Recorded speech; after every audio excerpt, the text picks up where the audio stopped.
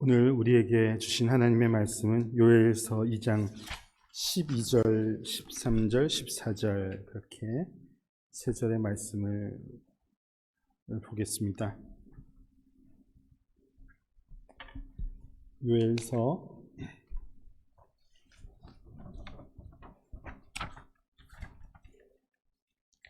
2장 12절부터 14절까지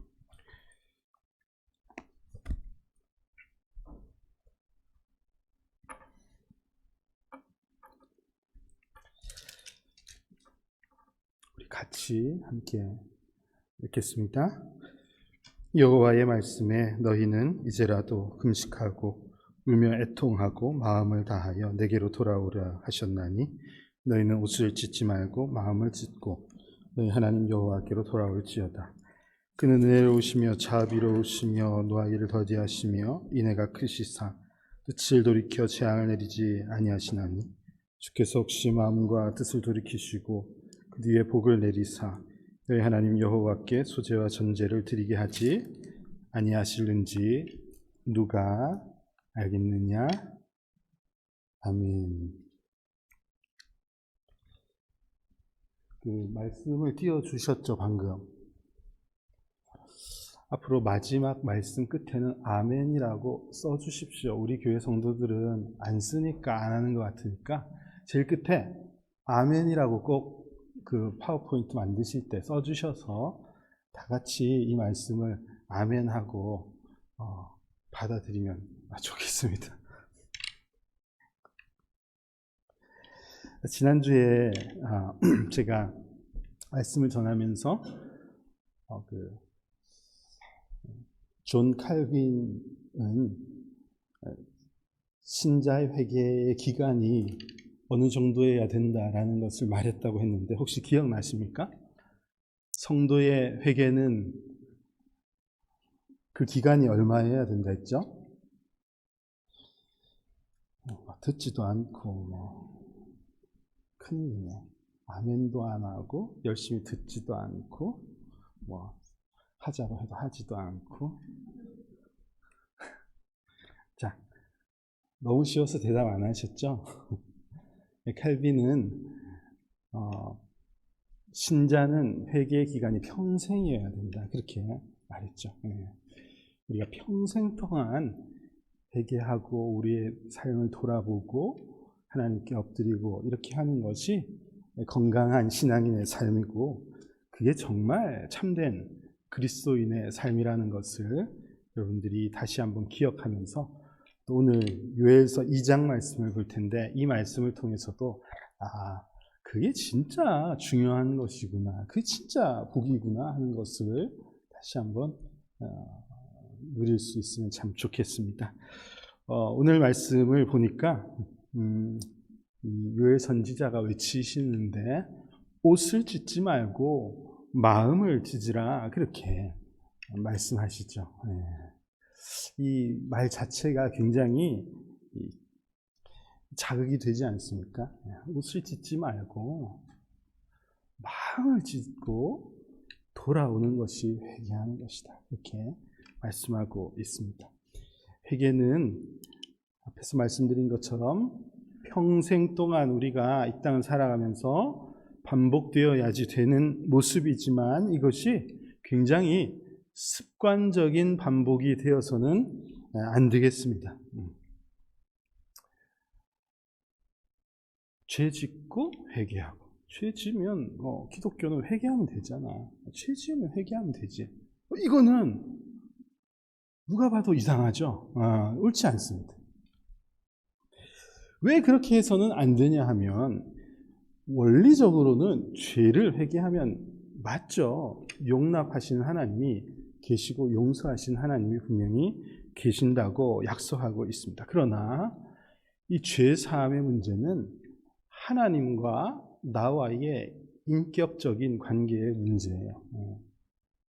우리가 하나님이 굉장히 그 기계 같으신 분, 그래서 이 원리가 적용되었으니까 우리는 언제든지 구원 얻을 만한 믿음을 내보이면 그냥 패스. 보여주면 통과, 보여주면 통과. 그거는 하나님의 모습과 다르십니다. 하나님은 우리처럼이 아니고 우리가 하나님을 닮은 것이죠. 생각하시고 느끼시고 이렇게 하신다. 죄 짓고 회개할게요. 죄 짓고 회개할게요. 그게 습관화되어 있으면 하나님 입장에서 좋지 않으시겠죠? 절대 좋지 않으실 것입니다. 옷을 찢지 말고 마음을 찢고 너희 하나님 여호와께로 돌아오라. 회개는 옷을 찢는 그런 어떤 행위, 눈물 흘리는 그런 행위에 관한 것이 아니고 마음을 정하고 하나님께로 돌아가는 것이 회개하는 것입니다. 죄를 그냥 그게 죄였구나 하는 것을 아는 것 자체도 전혀 회개가 아니라고 지난주에 말씀을 드렸죠.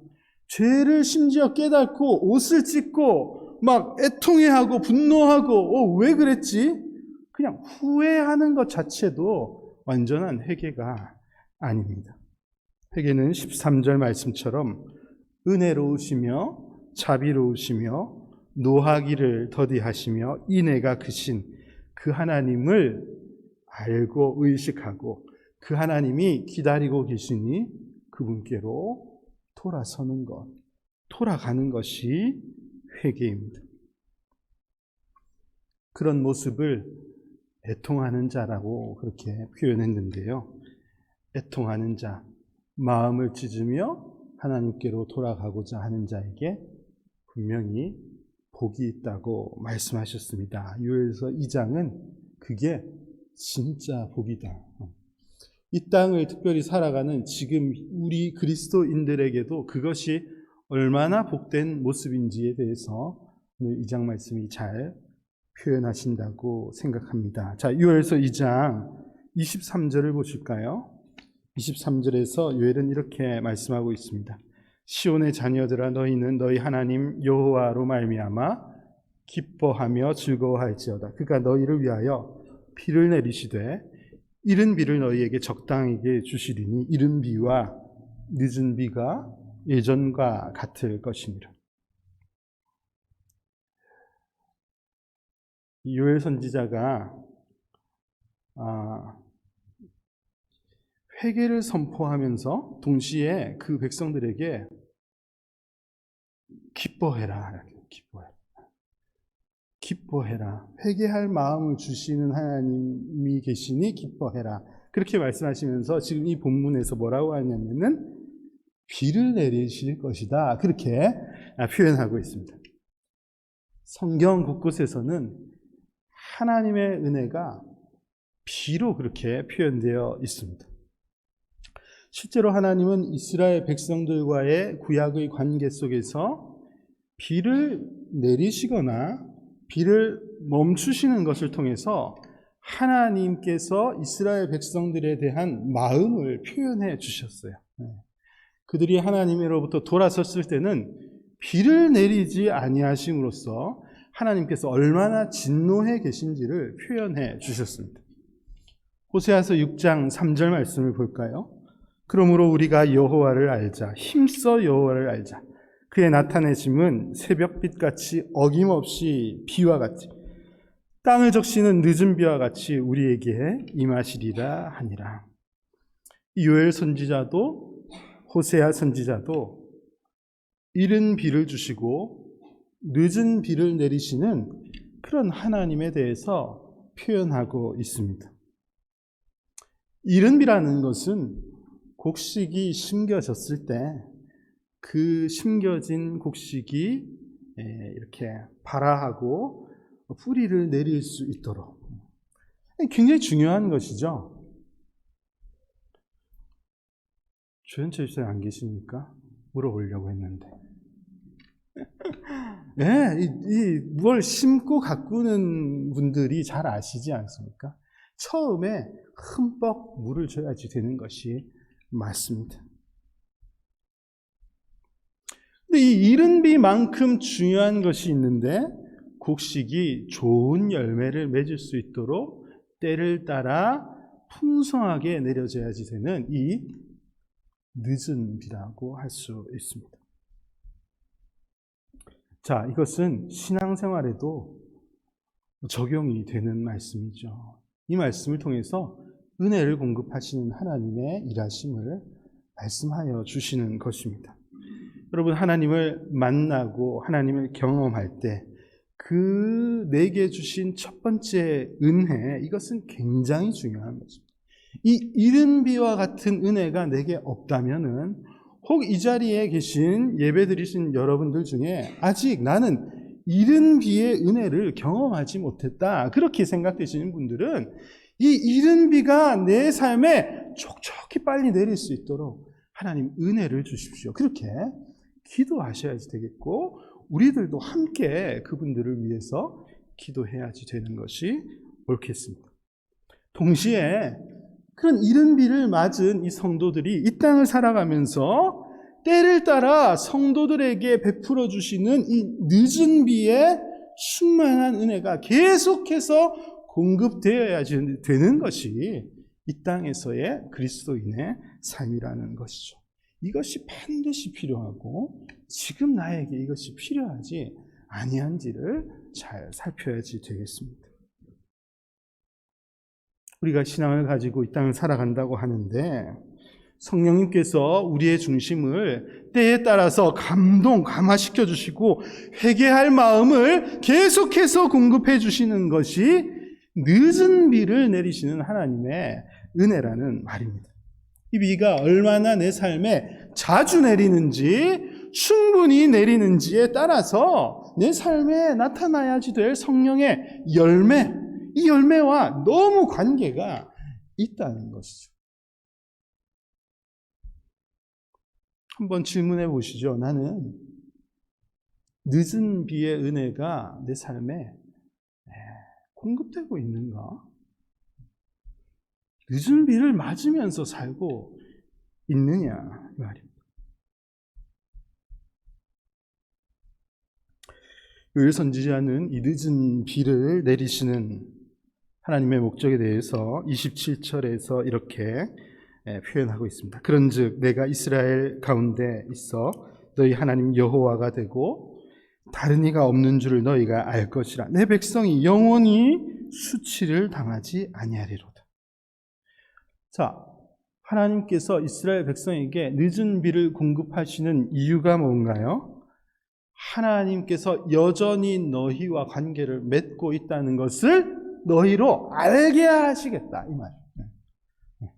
그애들의 관계가 끊어진 것이 아니라 여전히 너희의 모습이 부족하지만 그래도 내가 여전히 너희의 하나님이 되고 너희는 내 백성이 되고 있다는 것을 이 늦은 비의 공급을 통해서 너희로 알게 하겠다. 그리고 그래서 너희가 이 땅을 살면서 수치를 당하지 않도록, 부끄러움을 당하지 않도록 하는 것이 하나님께서 왜 이 은혜를 공급하시는지에 대한 목적이라고 그렇게 말씀하여 주시는 것입니다. 다르게 표현하면요, 저는 이렇게 이해하고 있습니다. 늦은 비가 내 삶에 공급되지 않는다? 내 삶에 내가 그리스도인이라고 말하고 있지만 늦은 비의 은혜가 내 삶에 끊어져 있다? 이것은 굉장히 부끄러운 그리스도인으로 살아갈 가능성이 굉장히 높은 삶이라는 말로 저는 이해하고 있어요. 여러분 어떻게 생각하십니까? 누가 부끄러운 그리스도인인가요? 누가 부끄러운 성도입니까? 뭐 좀 못 가지고 좀 빈약하고 뭐 그런 분들이 부끄러워해야지 되는 그리스도인인가요? 예수 믿는데 뭐 사업이 잘 안 되고 예수 믿는데 뭐 진급이 잘 안 되고 길이 잘 안 되면은 부끄러워해야 됩니까? 절대 그런 것은 부끄러워할 일이 아니죠. 그게 왜 부끄러운 일이죠? 우린 그런 것을 가끔씩 부끄러워하고 교회 안에서도 그거 하나도 부끄러워할 일이 아닙니다. 정작 부끄러워해야지 되는 신앙인은 그런 게 아니에요. 정말 부끄러운 신앙인은 이른 비 한번 경험하고 지금 내 상태가 얼마나 갈기갈기 말라 비틀어져 있는지를 의식하지도 모르고, 그 공급이 필요한지도 모르고, 그냥 그렇게 살아. 늦은 비가 뭔지, 그런 것이 왜 필요한지를 전혀 모르고 살아가는, 그게 참으로 부끄러운 신앙의 내 모습이란 말이에요. 하나님 앞에 엎드릴 줄 모르고, 기도할 줄 모르고, 내 모습을 돌아볼 줄 모르고, 나 구원받았는데? 나 하나님 아는데? 내 복음이 뭔 줄 아는데? 그리고 그냥 살아가는 게 이것만큼 부끄러운 신앙인이 없다, 이 말입니다.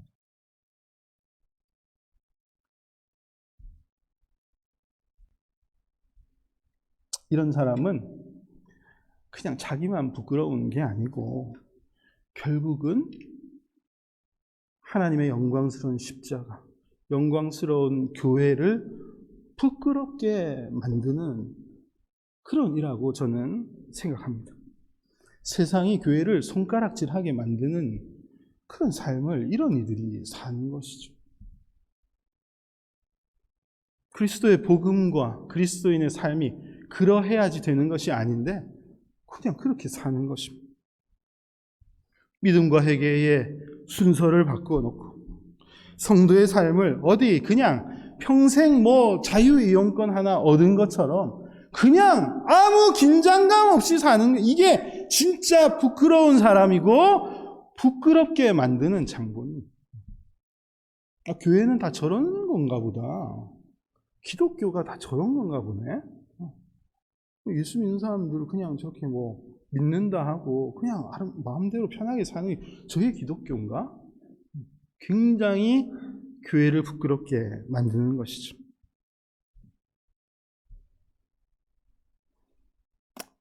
여러분의 마음밭의 상태가 어떻습니까? 예수님께서도 이 믿음이 뿌리 내리는 우리의 심령을 밭과 같다, 그렇게 잘 설명을 하셨죠. 여러분의 마음의 밭의 상태가 어떻습니까? 이 자주 내려주시는, 촉촉하게 풍성하게 내리시는 이 늦은 비 때문에 이 비옥한 토지를 가지고 있고 열매가 많이 맺을 수 있는 그런 풍성한 토지를 유지하고 있는지, 아니면은 다 말라 비틀어져 있는 그런 모습은 아닌지. 내 마음밭에 늦은 비가 공급될 수 있기를 간절히 구하며 살아가는 우리 성도님들이 되시기를 축복합니다. 저 사람 신앙생활 하는 사람 맞는가? 그런 부끄러움을 당하지 않도록 엎드릴 줄 모르고 회개할 줄 모르는 그런 신앙인이 참으로 수치스러운 신앙이죠. 비가 와야지 되는 땅에 비가 좀처럼 내리지 않는 것, 그것을 우리는 재난이라 표현하고 재앙이라고 말하지 않습니까? 큰일이라고 말하지 않나요? 회개가 없고 하나님 앞에 엎드릴 줄 모르는 신앙인은 정말 재앙을 맞은 것과 다르지 않습니다. 어떡하려고 그러는 건지. 재난이죠, 재난. 늦은 비의 은혜가 여러분의 삶에 공급될 수 있기를 간절히 소망합니다. 예수님께서 우리 하나님을 농부라고 말씀하십니다. 요한복음 15장에서 나는 참 포도나무요 내 아버지는 농부라, 그렇게 말씀하십니다. 우리 하나님은 농부이십니다.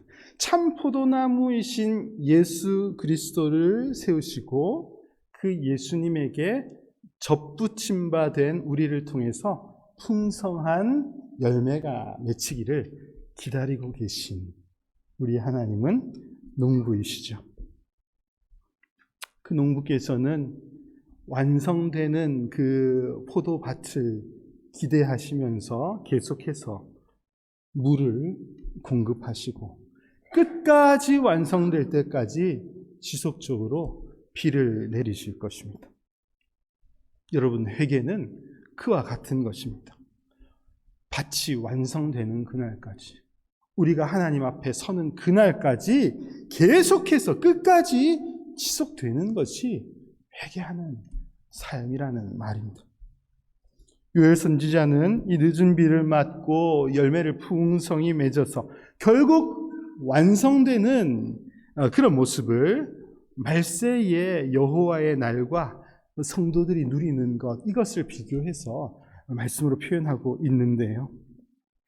28절부터 우리 함께 한번 읽어보겠습니다. 요엘서 2장 28절부터 함께 읽겠습니다. 시작. 그 후에 내가 내 영을 만민에게 부어주리니 너희 자녀들이 장래일을 말할 것이며 이상을 볼 것이며 그때 내가 또 내 영을 남종과 여종에게 부어줄 것이며 내가 이적을 하늘과 땅에 베풀리니 곧 피와 불과 연기 기둥이라 여호와의 크고 두려운 날이 이르기 전에 해가 어두워지고 달이 핏빛같이 변하려니와 누구든지 여호와의 이름을 부르는 자는 구원을 얻으리니. 여기까지 읽겠습니다. 여러분, 하나님의 영, 성령께서 만민에게 부어지시는 그런 때를 여기서 표현하고 있습니다. 여기에 보니까 자녀들이 장래일을 말하고 늙은이가 꿈을 꾸고 젊은이는 이상을 보고 이런 놀라운 하나님의 비전이 드러나는 때, 즉 마지막 때에 여호와의 날이 임하시는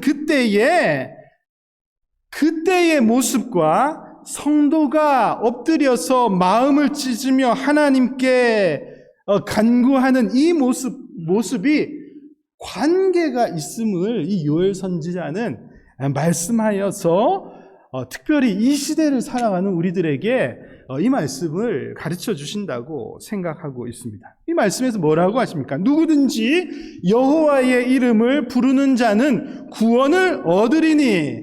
여러분, 이 말씀은요, 누구든지 언젠가 한 번쯤은 여호와의 이름을 불러본 사람은 누구나 구원을 얻습니다. 지금 그것을 말하는 것이 아니에요. 마지막에 여호와 날이 임하는 그날까지 그리스도의 이름을 지속적으로 부르는 자가 하나님의 은혜를 얻고 그 하나님의 영광을 얻는다는 그 말씀, 구원이 그들에게 임한다는 것을 말씀하시는 것이라고 믿습니다. 여러분, 이것을 잘못 이해하는 것은 큰 오산이에요. 한 번 경험한 예수님, 그것 가지고 그냥 아무런 내 삶을 돌아보지도 않고 그냥 그렇게 살다 보면은 언젠가는 내가 천국 가겠지. 아니라는 말입니다.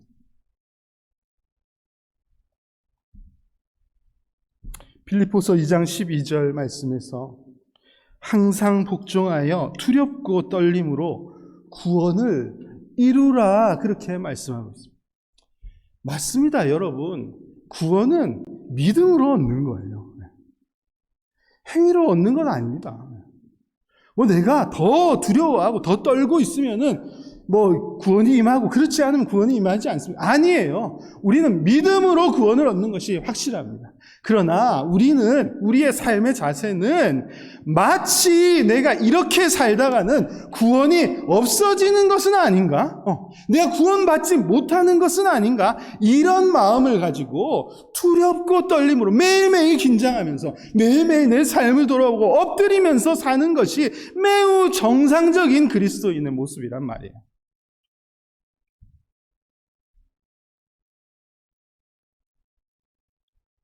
불안해서 떠는 것이 아니고, 믿음이 사라질까 봐 떠는 것이 아니고, 하나님을 의식하면서, 하나님이 오늘도 내 앞에 계신 것을 의식하면서 내 삶을 늘 살피면서 사는 것입니다.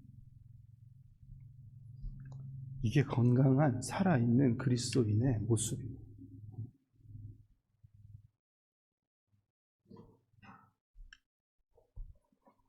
여러분, 여호와의 이름을 매일매일 부르며 엎드릴 수 있으면 참 좋겠습니다. 하나님의 얼굴을 매일매일 구하는 그런 성도님들이 되시면 좋겠습니다. 언제까지요? 언제까지입니까? 주님 앞에 서는 날까지입니다. 이 신앙의 여정은 어디 가면 졸업하고 이러는 것이 아닙니다. 뭐 어느 정도 하면 그만해도 되고 이 정도 하면은 그만해도 충분히 했고 그런 것이 아닙니다. 그런 것이. 주님 오시는 그날, 완성되는 그날까지 우리는 두렵고 떨림으로 계속해서 하나님의 이름을 부르며 엎드리는 것, 이것이 참다운 신앙인의 삶의 모습입니다. 여러분, 마음을 찢으며 하나님의 앞에 엎드리는 것이 어색하지 않은 그런 성도님들이 되시면 참 좋겠습니다. 마음을 찢고 하나님 앞에 엎드립시다. 그게 뭐 하는 거지? 난 그런 거 할 줄 모르는데, 그런 거 해본 적이 없는데. 이것은 신앙생활을 오래 하셨으면서도 그런 마음이 여러분들에게 있다면 부끄러운 줄 아십시오. 굉장히 부끄러운 것입니다.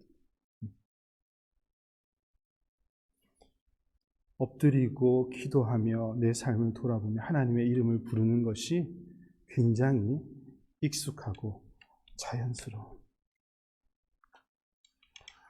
살아있는 그런 신앙인들이 될 수 있기를 주님의 이름으로 축복합니다.